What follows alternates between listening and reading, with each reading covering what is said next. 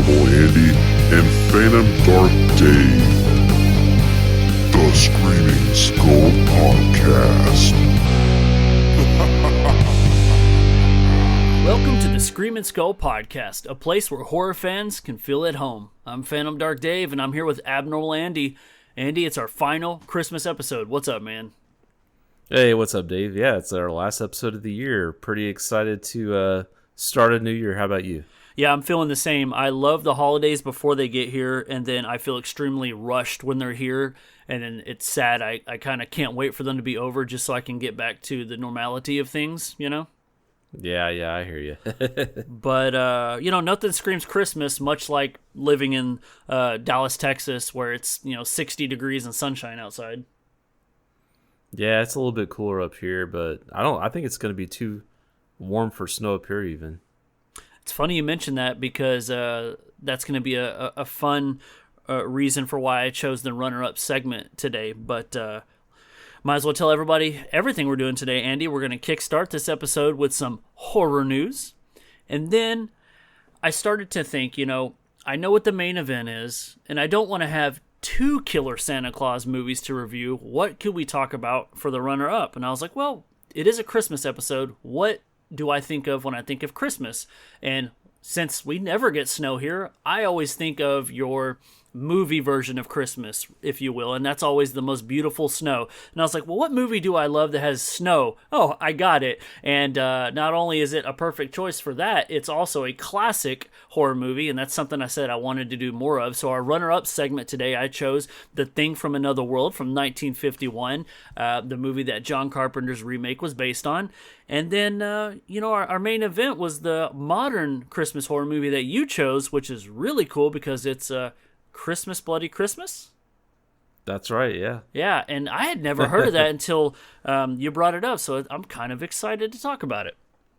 Yeah, I was interested because I saw the poster and I kind of knew what it was about, and so it's going to be a fun conversation. It is, and I knew nothing about it, and then after watching it, the poster kind of bit me in the ass. I was like, oh, duh, it's right there on the poster. But I went in completely blind. All I knew it was a modern Christmas horror movie.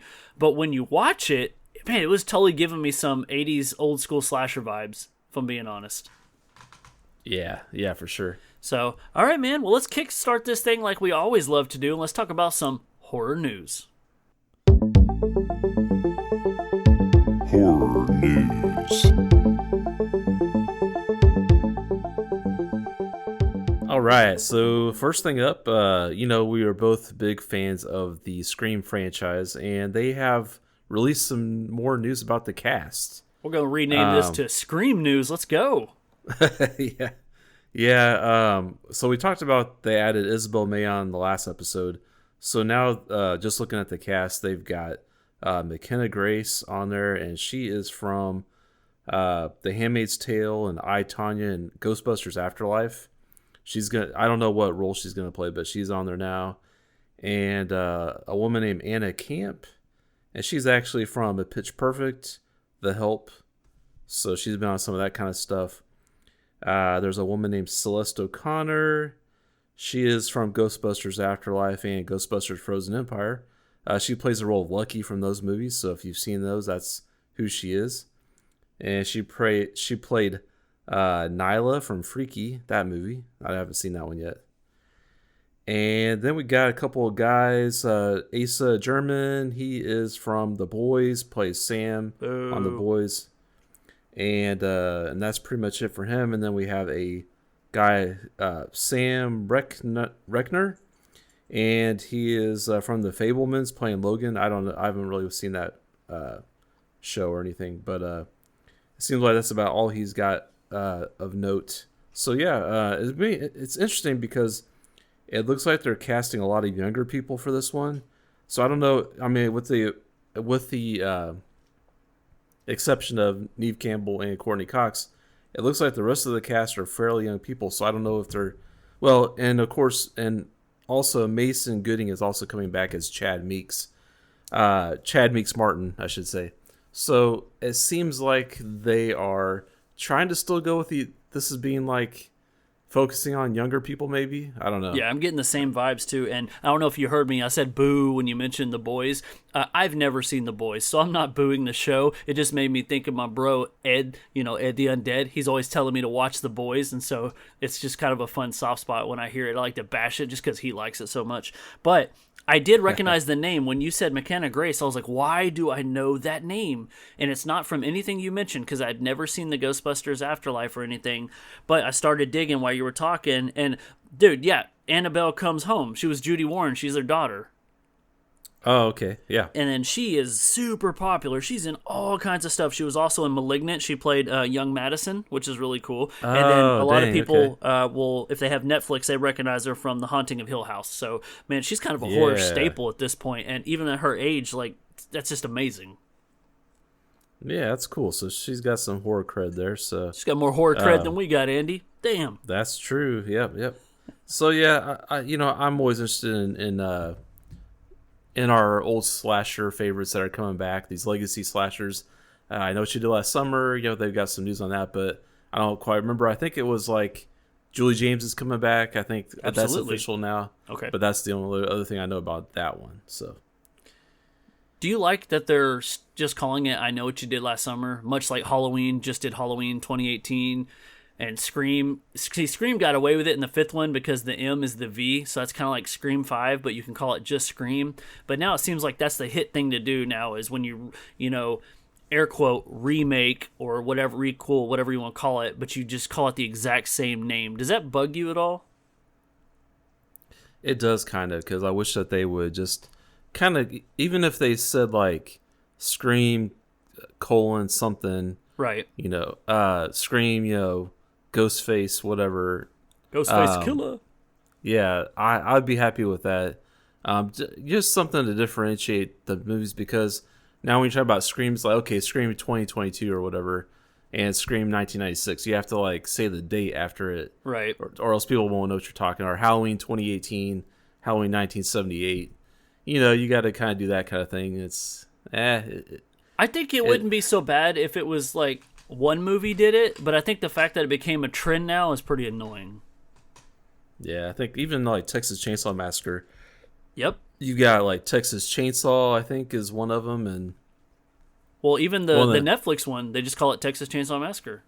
Okay, and then don't you have Texas Chainsaw Massacre from like 2003 or something? Well, yeah, but that was a straight remake, so yeah. Yeah, but you basically have three movies with the same name in that franchise, right? Yep. Yeah. I feel your pain, bro.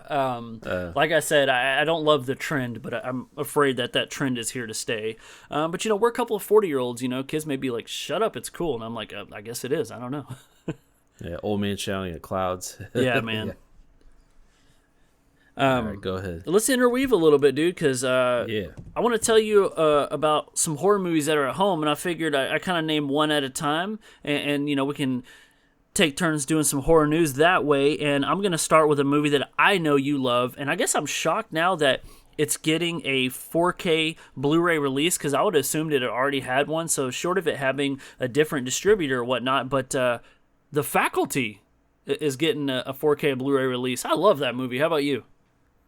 Yeah, it's a cool one. It's one of those late 90s sci-fi horror movies. Kind of. Did Kevin Williamson write that one? I feel like it, yeah. I think so. It definitely has that Robert Scream Rodriguez vibe to it. directed it, but, man, that and H2O, that put Josh Hartnett on the map. Oh, yeah, for sure. Zeke. Yeah. He's tweaking. Let him fucking tweak. Elijah Wood. That's such a great movie. I never showed that movie to Julie, bro. I don't know why. Oh, yeah? It just hasn't happened, but you just can't go wrong with those mid to late 90s teen slashers. They're so great, at least because we grew up with them, Yeah, some cool creature effects, too, in that one. Oh, for sure. Okay, so let's see. So a new trailer kind of popped up that I think everybody's kind of talking about and pretty excited about. It is the trailer for 28 Years Later, the third movie in the Danny Boyle infected. I don't want to call it a zombie franchise, because it's kind of, I think there's a big argument about that, whether they're zombies or they're just infected people. But anyway, 28 Years Later just popped out their new trailer. It looks pretty cool. Have you seen the trailer yet, Dave? I have purposely avoided it. Okay. Yeah, I would say it doesn't really have. I mean, hey, all props if you don't want to watch the trailer, but the trailer is really cool. I don't think it gives a lot away, and it kind of teases some like really interesting images and ideas that maybe that they're carrying through. So I'm really excited about it. Yeah, so I think a lot of people are excited for it. Especially a lot of people are liking this trailer because it's kind of bucking the trend of like showing the whole movie during the trailer, like how some. Oh, they're not doing that? No, they're not doing that. Oh yet. shit, maybe I'll watch it then. Yeah, I love that first movie a lot, but I've never seen the sequel. So Okay. I don't know if I need to watch. I mean, I will watch it before seeing 28 years later. And the fact that, Danny Boyle returns is awesome. And because I have social media, I've heard a couple of things about something it shows. But I don't know. This one just sits a little different with me. I bet as soon as I see the trailer, I'll probably get really excited to see the movie. Yeah, and I think I know what you're talking about, the whole social media thing, because I've seen those posts, and I'm like, people kind of read a little bit. I mean, I guess that's what the whole trailer's for, is to get people excited about the movie and talking about it, and maybe even... That's what social media is for, right? Get people talking about it. So, and, it kind of gets people thinking about, what's going to happen in this movie, and they start cooking up their theories and stuff, so that's kind of fun. Yeah. I don't know. I mean, you seem pretty excited for it. So, do you know about when the movie's supposed to release? I assume it's a 2025 release. It's not this year, right? Oh, yeah. No, not this year. It is... so that's quick. It is. It's expected June 20th of 2025. Oh, summer release. That's cool. Yeah. It's like, no, I don't want to compete with all the other horror releases in October. Yeah. How do you feel about Kevin Bacon? Yeah, he's fine. Isn't it cool how much he shows up in horror? Like, you think you know him. Like, oh, it's the guy from Footloose. And, of course, we're like, nah, man, he's the guy from Friday the 13th. I think my favorite Kevin Bacon movie is still always Stir of Echoes. Never mind the fact that it came out on my birthday, but Stir of Echoes is getting a 4K Steelbook release, and it looks pretty cool. Yeah, it's a cool movie. I like that one. I saw it when it first came out in theaters, and I was like, it was okay. But then I watched it again, like later on, like last year, I think, and I really liked it. It's a good, creepy, like ghost story type movie. I think the story is from Richard Matheson, if I'm not mistaken, and that makes sense because it totally has that Twilight Zone vibe. Yeah, you're right. I think it is a Richard Matheson story. But yeah, Kevin Bacon's cool. I mean, he seems to be pretty cool with horror too. Like, he doesn't mind doing it still, even though he's been like in the past he was an A-list actor basically, and I think he's made it to a point now where he can just do whatever he wants. We're just lucky he likes the horror genre. And true. Have you ever seen people online talking about how they would love to see him as Freddy Krueger? Because I can totally see it. I would love that. Like, he's got the bone structure and everything for it.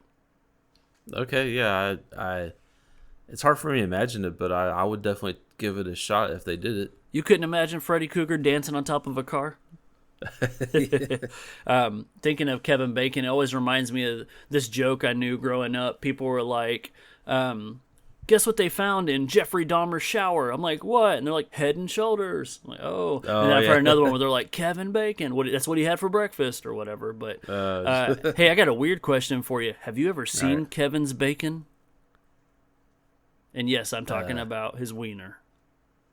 Oh, wasn't that in Wild Things? It was, yeah. I'm just pulling it back to the late 90s again. I remember watching that movie, and I won't ruin anything about the movie. But there's a shower scene with him, and I'm just like watching the movie, and then he spins around, and I'm like, holy shit, I saw Kevin's bacon. Yeah, I guess I have seen it. I guess I must have blocked it out. Andy's like, that's the only scene I remember, actually. Well, there's a couple other scenes in there that come to mind first. How do you feel about Champagne? But but Stir of Echoes, 4K Steelbook, I love it. So a new poster dropped for a movie called The Ritual, and Dave, you're gonna like this. It's an upcoming exorcism horror movie, and it's of course on the poster it says based on a true story, but it stars Al Pacino and also Dan Stevens, so that's cool. And so the plot is the film follows two priests, one questioning his faith, which is Dan Stevens, and one reckoning with a troubled past, it's Al Pacino. and they must put aside their differences to save a possessed young woman through a difficult and dangerous series of exorcisms. So the film also stars Ashley Greene from the Twilight franchise. And they're saying as far as the true story that it's drawing from, it's an authentic portrayal of Emma Schmidt, an American woman whose demonic possession culminated in harrowing exorcisms. Her case remains the most thoroughly documented exorcism in American history. So David Medill directs, and Enrico Natale wrote the screenplay. Who is Dan Stevens? Because you say that like I should know who that is. So he was in The Guest. He was in. Oh, is he the main character? Yes, he was the dude. Yeah, I've never seen The Guest, but I really like Adam Wingard's work, and so that's one I've been meaning to watch. I was trying to. Didn't he play Beast in Beauty and the Beast? Isn't that the same dude? I mean, obviously he was under a lot of CGI, but I'm pretty sure it was. But anyway, it could be. And what is, talking about trends? What's with like all these exorcism-ish movies that are having like I don't. Geez, I'm trying to find the right term. Like older actors kind of coming back. Like all of a sudden, like Russell Crowe's in all these exorcism movies. Now Al Pacino's in. Like, is that what we're about to undergo? Is that what we're getting? Yeah, I don't know. It just seems like Is Dennis Quaid going to do an exorcism movie now? Yeah, I don't know. It's like these studios. I'd rather see Randy Quaid, bro. Oh, that'd be funny. The body was full. Yeah. I just chucked her in the ditch. Yeah, exactly. Yeah, it would be funny. That would definitely be a horror comedy, I think. I checked out the poster. That movie does look pretty cool. I'm such a sucker for these kind of movies, dude. Yeah, cool. I'm also a sucker for Art the Clown, and since our last episode, I'm happy to say that Terrifier 3 is finally out on 4K Blu-ray and Steelbook, and it's always cool to see people discovering Art the Clown. I was just talking to our buddy Brian the other day from the Terrible Terror podcast. It's like, man, do you remember when you and I talked about the original Terrifier back in like 2018, and now Art the Clown's everywhere? And he showed me a picture. He bought this really cool Killer Clowns from Outer Space cut from Spencer's, and he said there was also these Art the Clown like plushes, and I'm just like, that's the world we live in, man. Like, you can go into the mall and get an Art the Clown plush, and honestly, I wouldn't have it any other way. Art the Clown's so cool, and I know you aren't too big about the physical format stuff anymore, but I also wouldn't put it past you to be like, well, I couldn't pass up Terrifier. Yeah, that would be a cool release to get. I mean, just get the whole franchise in some kind of box set or something like that. Right, because cool. There's going to be some goodies in there and some pretty cool special features. But I'll throw another one at you. Speaking of David Howard Thornton, who plays Art the Clown, there's another movie we talked about that neither one of us have seen yet, but, they made that Grinch horror movie, The Mean One. Well, that movie now also has a Steelbook release. And so, man, you can get 2 for 1. Oh, cool. Yeah. That movie looks bad, by the way, but I would watch it just because David's in it. So sure, yeah. Oh, yeah, so Smile 2 is finally on Paramount Plus. I did not see that in the theaters. You went and saw it in theaters, right, Dave? Oh, yeah, I saw it opening night, man. I was very much looking forward to it. Yeah, so I'm going to have to check it out, I guess. You said you weren't too thrilled with it. Yeah, I cannot tell you the amount of hate I've caught from people. It seems like everybody really loved it, and I'm wondering if I was just in a pissy mood or something, because I liked it. I thought the first one was much better, but the gripes that I have with the sequel, other people don't seem to have. And so either A, wrong mood, or B, I was just too overhyped, you know what I mean? But, we both love Naomi Scott as an actress. Like, she's really great. And so nothing about the movie was bad that had to do with the acting in it. Everybody did a good job. It was just my little nitpicks that I had with the writing and kind of the tropes the movie did. But no one else seems to feel that way. So I'd say definitely check it out, because I'm curious to see what you think. Yeah, I kind of got spoiled on it a little bit, like for the very end. So... but I kind of was wondering... It might work better in your favor knowing the end, because then you won't have to be like, that's the end. You could pay attention to other things. Yeah. So I'm definitely going to check it out. I mean, there's a lot of movies on stream. It seems like they've dropped a bunch of movies on streaming here lately that I need to check out, like Alien Romulus, this one. I don't know. I'm sure there's a handful of other ones that I haven't Shit, seen man, yet. they're making horror movies every day, and a lot of these are going straight to streaming platforms now, and that's just the best part about this podcast is because we try to cover new movies, it's going to force me to, because I'm kind of the old guy that's just like, they don't make movies like they used to, and I only want to watch the classic horror movies, but now that we're watching new movies to review and talk about them, I'm finding myself going, well, there's some undiscovered gems that need to be found, and it's been a lot of fun, so even though they're releasing hundreds of horror movies that may or may not be good, and I originally was just not going to watch them, I'm finding myself going, Gingerbread Massacre, huh? Maybe I'll check it out. Yeah. Yeah. Well, our second episode featured Immaculate, the horror movie that I, spoiler, very much liked. It starts Sydney Sweeney, and it's a religious horror film. It's now available on 4K Blu-ray, so even though we streamed it before, if you really like it, you can buy it now. Yeah, cool. I wonder if there's any special features on that one.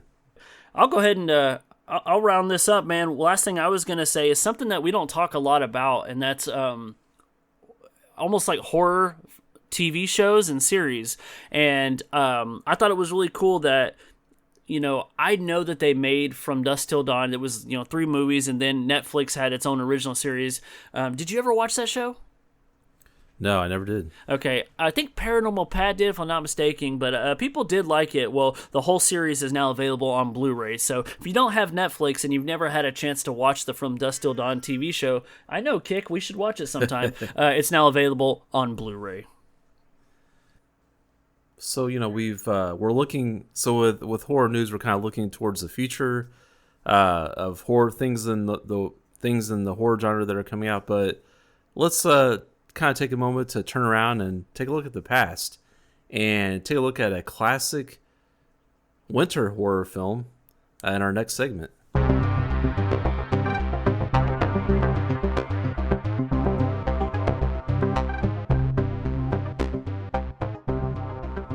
Yeah, that's right, Andy. It is The Thing from Another World. Spoiler, one of my all-time favorite horror films. If it wasn't for Creature from the Black Lagoon, this one would totally own the 1950s, and I thought it was time that we talked about it because I know that we both love the remake that John Carpenter did. I think that is one of our favorite horror movies from the 80s for sure, but I've never really known how you felt about this film.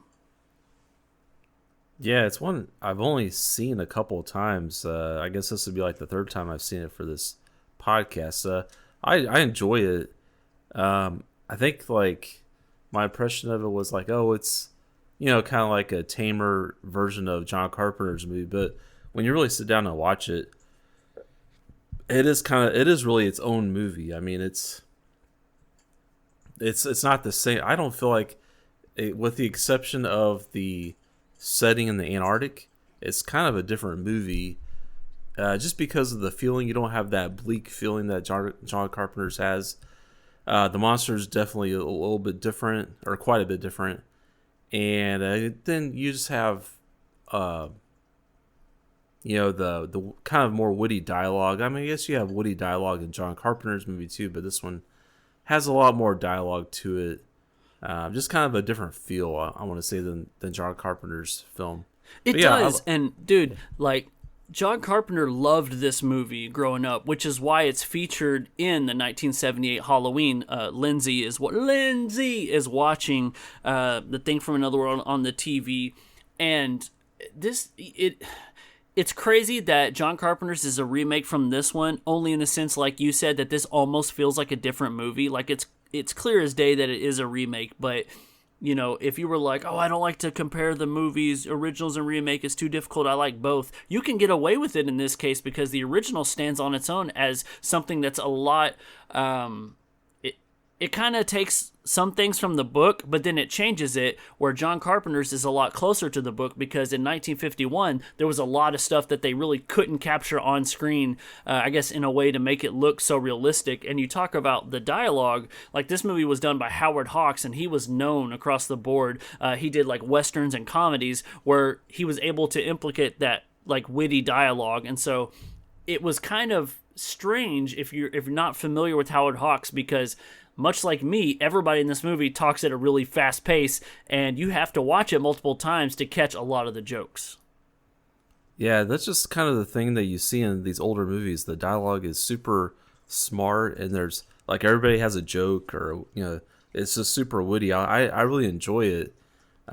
It kind of like adds depth to the characters, but it also just makes it helps with the pacing, I feel like, because when you have parts where there's not a lot of action, but you have this really good dialogue where the people are talking about things and it's entertaining still, I think that's definitely a talent. That's where you can make dialogue entertaining in and of itself. I really appreciate that. Yeah, I do too. It's very similar to like how Alfred Hitchcock was kind of a master of suspense, and he was really good with his camera work, where you have Howard Hawks, who, knows how to cleverly put together these scenes with great dialogue. And some of the examples I'll have is, like you said, this is not a super action-packed movie in the first half of the movie, because it's the discovery of the body. It's us getting to know the characters who are kind of getting to know each other for the first time as well. And there's scenes that have a love interest, and some of those are just very sweet romance scenes that in any other lens would kind of feel out of place, Yeah, it's always interesting to see how they like portray some of these romantic relationships in these older movies, because even in movies like Creature from the Black Lagoon, they have this romantic triangle, and in this one they don't have the triangle. They just have a straight up man and woman. They're into each other, and everybody else can see it. But like in this one, they're already like talking about marriage and stuff, and it just seems like they always kind of jump to that in these older movies. And I think that's just kind of a sign of the times. I think people just didn't take as long to think about getting married. It seemed like they just kind of, they're like, hey, I like you, you like me, let's go for it, And well, that's because back then, it was very important to get married before you boned. Oh yeah, that's true. And these characters wanted to bone. Let's see. What'd you think of Kenneth Tobey? He was the main character. He played Captain Patrick Henry in this movie, because I think that he is a phenomenal character actor. Like, he is really good in this movie. He's a very likable character. But if you look at his resume, he's also in It Came From Beneath the Sea, and his character is completely unlikable. So his ability to be likable and unlikable is really good. Oh, that's interesting, because I was going to say that he was in It Came From Beneath the Sea, because I recognize him from that movie, because that's a movie I watched a lot as a kid. Yeah. I had that one on VHS. It was one of my first VHS tapes that I had, so I'd watch that one all the time, but I just didn't remember his character, so I'm going to have to go back and watch that now to see the difference there. Yeah, his character in that movie was kind of like the Colonel or whatever, and in that movie, it dealt with the like main doctors. One was a male, one was a female, and they were kind of sweet on each other, and the Colonel tried to ease his way in and hit on this dame, if you will, but she wasn't having it because she liked the other doctor, and it made him an unlikable guy because he tried too hard. And so I always remember that, because I was like, what the hell, he was so good in The Thing from Another World. Yeah, no, I thought all the acting was really good in this movie. I mean, everybody played their part well. Everybody seemed to be into their characters. And can you guess who my favorite character was? Let's see. I'll give you a clue. He's a newspaper man. Yeah, that's what I was gonna say. The reporter. Yeah. Really, Scotty? Oh, he's wonderful. I love, Yeah. I love his delivery. The actor is Douglas Spencer, and I don't know, man. Just based on his performance in this, I'd be curious to see where else he popped up. But him coming in a role that could almost feel unimportant, the way he delivers his dialogue and the way that he mixes in with all the characters, because he's kind of like a pushover, but they like him, and so they allow him to participate, and it just works. It reminded me of Bones from Star Trek. Yeah, I mean, because he's kind of the outsider coming in to try to write a story, but they're kind of like pushing back, like, well, you can't really write about this stuff. We don't really know what's going on, and also this is kind of like in the height of the. This is right after Roswell, the Roswell incident, where there was like, people think there's a government cover-up. And so this movie kind of deals with that too. You have the government trying to control the flow of information out to the public. And they're trying to they're telling Scotty, hey, you can't send this out right yet because we don't know. We'll give you the official story whenever we have it. And Scotty was getting kind of frustrated, but he was also kind of like very understanding. And he just kind of like, even though you have the military element and the journalist, they worked well together. And it's like they've known each other for years and years, and they just kind of have this rapport or this kind of relationship already going into this situation. So it's like I guess if it was going to be any reporter, it's going to be this guy that would be the guy to cover this story for them. And it seems like he was definitely willing to stay within the bounds of that the government set out to put out this story, and not reveal too much, I guess. But not quietly. He was always vocal about how much it irritated him. I know one of my favorite scenes in the movie is pretty iconic, and it's the scene where they discover the UFO, and they all stand out in the form of a circle because it's the shape of what the UFO is, and they stretch their arms out. It's such an iconic shot. I would love to have that as a poster. Oh, yeah, and like you said, it definitely reminds me of Halloween. That scene in particular, because that's what we see Lindsay watching and stuff. And just when I hear... And even when I hear like the beginning credits, like that music and the theme song for the thing. Oh, yeah. That just takes me back to Halloween 1978 all over again. And so it's so cool to have that tie-in with one of our favorite movies. One thing I do want to say is like, I can see where this movie definitely inspired some later movies. And I could even say, it probably inspired, it definitely inspired Halloween, John Carpenter's Halloween. Because I feel like the monster in this one, the alien, kind of has kind of acted like Michael Myers in a sense. Kind of stalked around and like popped out and stuff, and was kind of this unstoppable like killing machine or whatever, or killing creature or whatever. That's a deep cut, Andy. What'd you think of, speaking of the alien, what did you think of James Arness? That's a big dude. Yeah, I always knew about this movie even since I was a kid, just because of the monster, James Arness, and he's from Gunsmoke. I never really watched that, but my dad was a big Western guy, or he is a big Western guy, and so I knew of Gunsmoke, but I didn't really know. I'd never seen James Arness, so I didn't know what he looked like outside of the makeup. But yeah, he was definitely a tall guy, and I think he was a great person to fit the bill of this monstrous alien thing that they have to be scared of. My absolute most favorite thing about this movie, which is part of the reason I chose it, is the atmosphere. I understand how movies work. They're not really filming in the Arctic and everything, but my gosh, they go to leaps and bounds to make you believe it is, just like John Carpenter did. But I really love the scenes where it shows the monster outside and he's fighting off the snow dogs, and then scenes where we go into this laboratory where they're growing plants. And that's one of the biggest differences between the remake and the original, is that they're talking about that this alien is part plant life, which was pretty cool. Yeah, it was definitely an interesting take on the alien life form, and like you said, those shots, just the way, going back to the setting, they did a really excellent job of making you feel like you were actually in the Antarctic, and the shots of him fighting the dogs out in the cold. That was a great setup there. I don't know how they did that, but it was really good. But yeah, and then going into the whole concept of the creature itself being a plant is like, yeah, that's cool, because most of the time, up to this point, we've had alien visitors. They've just been other creatures, other races of, flesh and blood, I guess, for lack of a better term. Whereas this is like a, super carrier. One character mentions it's a super carrier.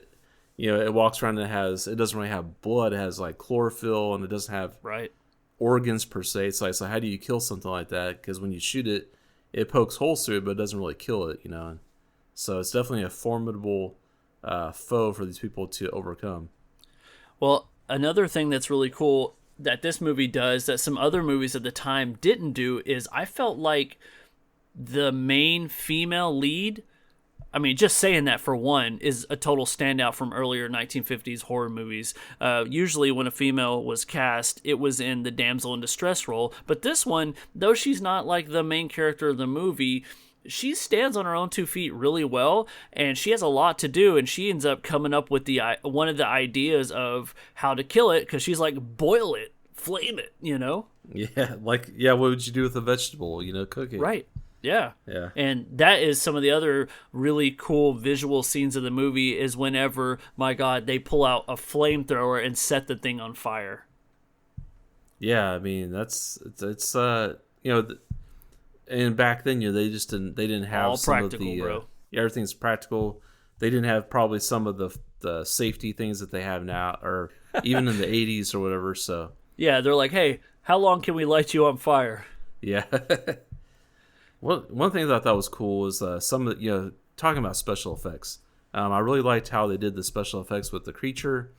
There was one point where the creature had a severed arm. I thought that was really cool how they showed the severed arm for like a brief moment in one scene, and then it shows like a later scene where they're examining it in like in a medical room, but you can see the hand, but you don't see the cut off part. It's because there's a person's head, they're blocking it. Like, so it's there, but they're talking about this severed arm, but you don't actually see it. But I think they did it in a smart way to where they could kind of hint at what's there, but you're not actually seeing it. And then also, like, some of the kills, basically all the kills are off screen, but they're explaining them. It's like, wow, they're really chilling. You know, the scientist guy's being hung upside down and drinking the blood. And you know what movie that reminds me of? What? Predator. Okay. Predator did the same thing. I mean, he hung people upside down and skinned them a lot. You know, skinned them and stuff. But that's crazy that you're making a comparison, because I was going to tell you about another movie that this reminded me of. Have you ever seen Encino Man with Brandon Fraser and Pauly Shore and Sean Astin? I don't think I've ever seen that one. Oh, so long story short, they're digging a pool in the backyard, and they discover basically like the ice capsule, and then they put it in the garage, and it thaws out, and it's a caveman. It's Brendan Fraser's character. Well, think of this movie. When they find the thing, he's frozen in ice. They put a heating blanket on it by mistake. It thaws out. So I knew they had to pull from this to get that idea. Oh, yeah. Yeah, it sounds like it, yeah. Oh. You know, we keep talking about like, oh, one thing I like, one thing that's really cool. One thing that can't be missed is how fantastic, like you talked about, like the intro and the music you hear. I'll even double down and say the music throughout the whole movie, because I've went out of my way. You can go on Spotify and download the actual soundtrack to this, and it is creepy and it is phenomenal. It is very good. Oh, okay. All the way through. Definitely worth a listen. Yeah, I'll have to check that out.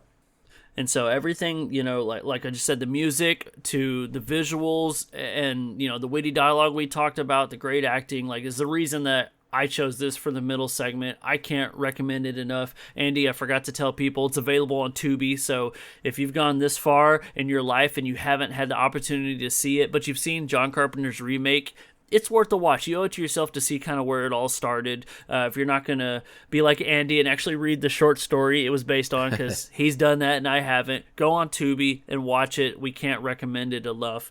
But yeah, man, I mean, I love this movie. You love this movie. I hope other people do. But if you're done spending time in the past, I say it's about time we come back to the present and talk about our main event.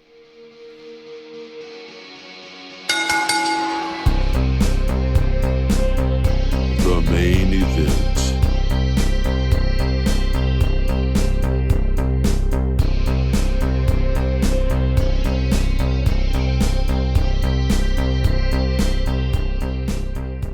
Yeah, so this movie is it's a modern Christmas horror movie, and last episode we talked about a classic Christmas horror movie. So for this episode, I wanted to find something, and I was kind of looking around at different movies, and I saw this one, and I was like, oh shoot, because I had forgotten about it, but then I saw the poster on Shudder.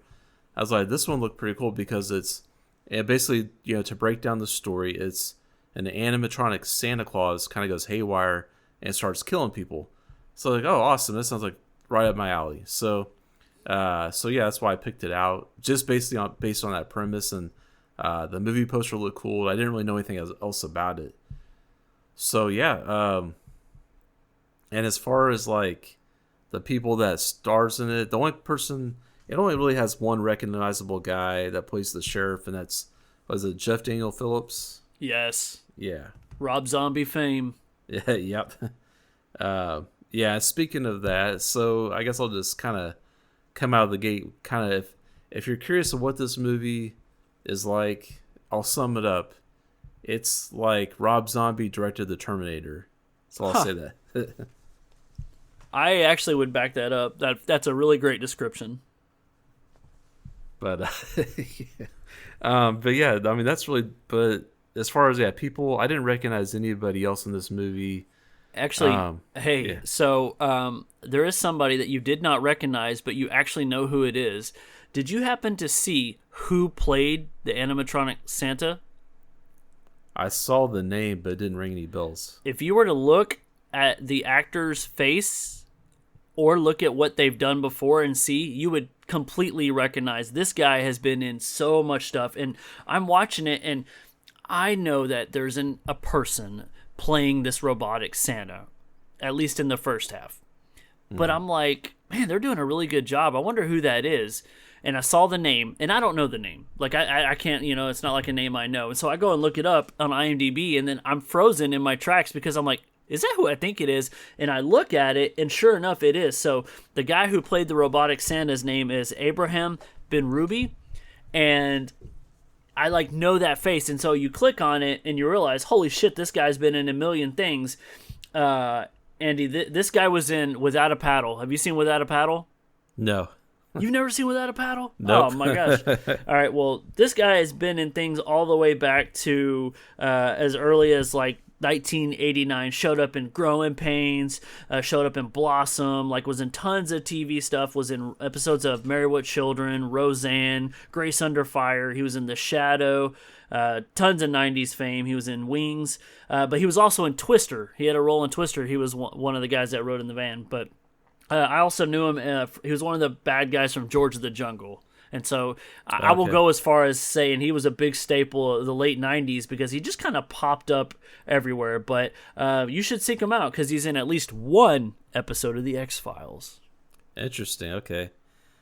Okay, so that, I wonder if he's... Yeah. He's always the big guy who's bald, and he always plays either a redneck or a dumb guy or an asshole. That's usually. But a Killer Santa may be now in his resume, Yeah, and it's funny. So we talked in our last segment with The Thing, we talked about dialogue, and in this one we have a lot of dialogue in it too, which I think is actually one of its strengths. And in a modern movie, maybe the dialogue may not be as much of a strength as it would be in an older movie, but I think that with this one, I liked the dialogue for the most part, and I think it was very relatable. It kind of helps the characters be more relatable in a sense, especially when they're talking about they talk about horror movies, and there's a scene where they're talking about they name the favorites of different franchises and stuff. So that was a cool conversation. They talk about music too a lot. Our main character was giving some love to the sequels. I appreciated that. Oh yeah, yeah. So the main, I don't know, I guess final girl is she owns a record store, and so they just and her friend works for her in the record store, and so a lot of the movie is a lot of the beginning of the movie is them talking about music, talking to some of the other townspeople. There's another couple that own a toy store just down the street from them, and that toy store really reminds me of Silent Night, Deadly Night, the toy store in there. I think they were doing that on purpose. I really do. But yeah, so you do get a good feel for these characters before the action really gets started. But we do know something's kind of off with these Santa Clauses, and this is kind of the funny thing. So there's this defense contractor that makes these robot soldiers, right? Or these robots that are supposed to be like soldiers that go to war, but they're repurposing some and making them animatronic Santa Clauses to put in toy stores and stuff. It's that doesn't sound like a good idea. What could go wrong? Have you seen Chopping Mall? Oh, exactly. That's so funny because I thought about Chopping Mall when I was watching this movie. I love Chopping Mall. You love Chopping Mall, but it could have used a little bit of the slashing that goes down in this movie. Yeah. So, So yeah, the dialogue was interesting. One of the things that kind of got me was the lighting, and I don't know. I think this is a director thing because Joe Begos is the director, and he's done VFW. He did Bliss, which is like a some vampire type movie. I don't know if that's a spoiler or whatever, but anyway. But I think in a lot of his movies, he uses this kind of neon lighting and stuff in a lot of the scenes, and it's not like it's coming from nowhere. It's like it's just that's the decorations that are in the record store. They have like a lot of like neon lights in the toy store. Even there's like a lot of neon lights, and it's very dark and I think because it's a Christmas movie, there was a lot of red and green lights specifically. Yeah, there's a lot of Christmas lights just on the town itself is very lit up and festive. But that's the main lighting for the movie, I feel like, are these kind of Christmas lights or these neon lights. So it's almost like, those velvet posters that you shine a black light on and they like the colors pop out. That's kind of what this movie is. It's one of those, like when you're looking at it, it's just like you're looking at like a black light poster through most of the movie. I didn't mind it though. I thought it was an interesting choice. Yeah, no, it was fine. I know some people didn't like it, but I didn't mind it. I just thought it was fine. You talk about liking the toy store. I loved that the record store that they worked at because it was giving me like those Virgin Records vibes where you can get movies or CDs or vinyls or anything there. It honestly was a place I would have loved to check out. Oh yeah, for sure. Like later on in the movie, we get more of like a sense of what stuff she's selling because we see like some VHS tapes, I think, and some stuff like that. So that's pretty cool. Let's see here. I can definitely tell this movie took some inspiration from the 80s. I think you have one character that kind of reminds me of Kevin Dillon from The Blob from the late 80s. He has kind of a similar look. Her friend that works in the record store. And Robbie Reynolds. Yeah. But yeah, so I guess as far as the killer, I was kind of surprised because when you see the movie poster, the Santa Claus looks a certain way. It has like these glowing green eyes and it looks kind of evil, But in the movie, for the most part, it's just a normal looking guy that's dressed up like Santa Claus. It's supposed to be a robot, so they have like, it's like he has like a face. So he looks like a normal guy walking around and stuff. So then through the course of the movie, much like the Terminator, he gets more and more damaged. So he starts looking more and more robotic. And then at the end, he looks like a robotic Santa Claus, basically. But I guess that would be my only kind of like maybe nitpick is, they show on the movie poster a certain Santa Claus, but he doesn't really look like that in the movie. So, Andy, I have a confession. Yeah, what's that? If I drank as much as any of the characters in this movie, I'd be dead. Oh, I know. They were talking about, they were just like taking shots and they're just like down in these bottles of whiskey. I'm like, I would be passed out. And driving, nonetheless. Total bad idea. And then they were like talking crap on some guy because he doesn't drink. I'm like, well, I don't know. But don't talk crap about us, man. But yeah, it's definitely interesting. I feel like these characters are kind of rough around the edges. And that's fine. I think it gives them some. It just gives them a little bit more depth, I think, maybe. And how about the sheriff, man? Like, he had a lot of depth, too. Like, he's not in the movie as much as I wished he was, but I'll totally take a cameo from this actor anytime. But when he shows up, he has, like, some drama going on between him and his family and being alone for Christmas. And so he's at the bar and he's drinking, drinking his sorrow away. And it's like, aren't you on duty, bro? But then he offers to buy drinks for everybody. And I'm like, oh, I guess it's cool then. But we eventually get a showdown at a police station that was pretty cool. Yeah, another nod to the Terminator. The showdown at the police station, which is there's only a couple of police officers at this one, but nobody works on Christmas. Yeah. But yeah, it was interesting because at first, I don't know, the police think that okay, after the first couple of killings, uh, what's our main character's name? Is it Sam, or is that the name of the? Tori Toombs. Oh, Tori. Yeah, So they call her Toombs most of the time. Tombs. Oh, yeah. So Tori does call the police after the first couple of killings, and so when they arrive, they think that she is the killer because she has blood all over her, and so they're like, kind of like arresting her, and she's like, no, it's the Santa Claus. And I'm like, yeah, whatever. They're not really believing her. And but then soon they do believe her because the Santa doesn't really waste time. He's like this, kind of like the Terminator, just keeps coming, and they think that they've got him knocked down or something, but he just keeps getting back up and killing people. That kind of becomes a big pet peeve of mine in horror movies, and that also may have a similarity to why I didn't like Smile 2.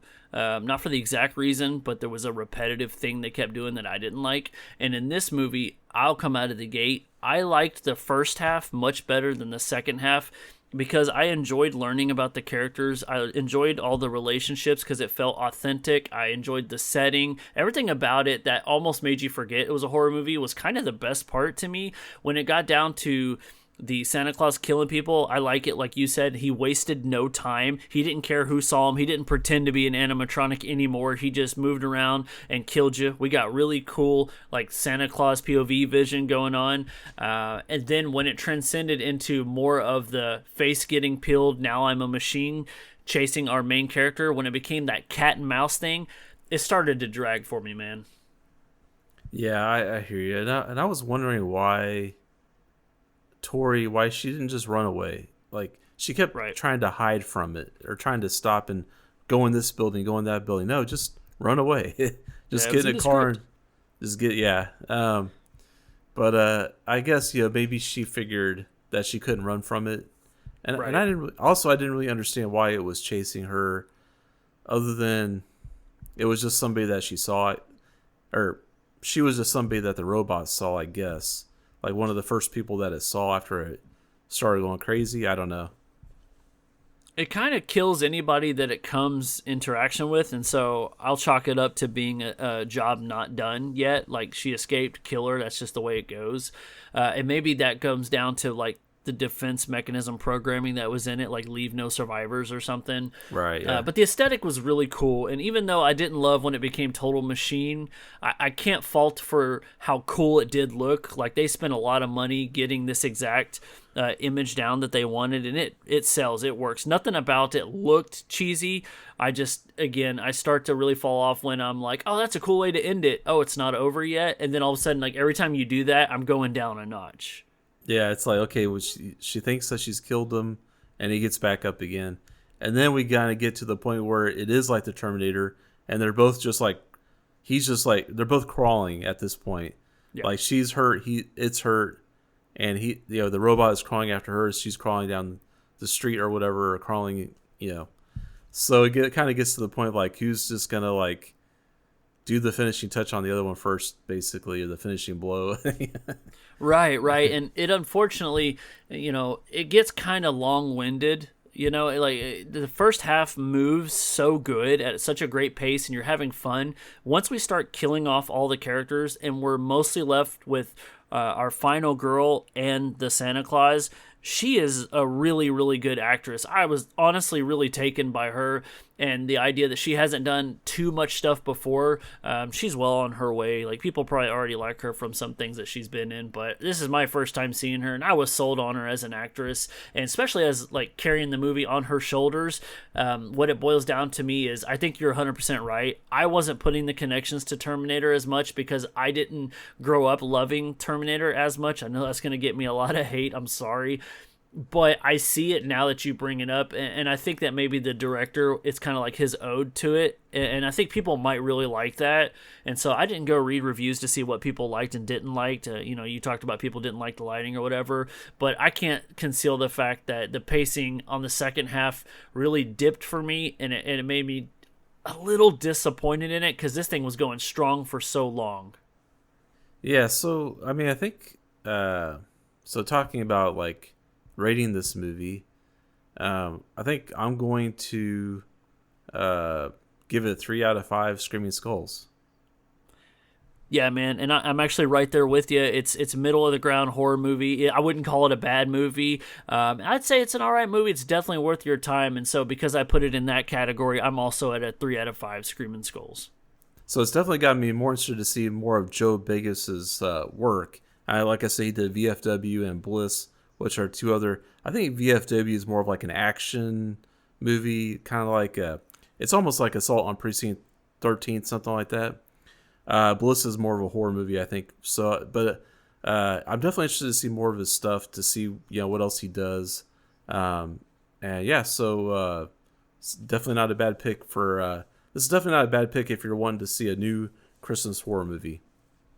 Yeah, it may not be one that I watch every year, but it's one that I'm happy I've seen, and I would recommend it to people who just haven't seen. If this is a modern one that you've missed, it's worth your hour and a half, and that's another good thing is even though the pacing's a bit slow, at least the movie's not too long. So this movie, if you're looking for where to stream this movie, it is on Shudder. That's where I watched it. I think, is that where you watched it, Dave? It is.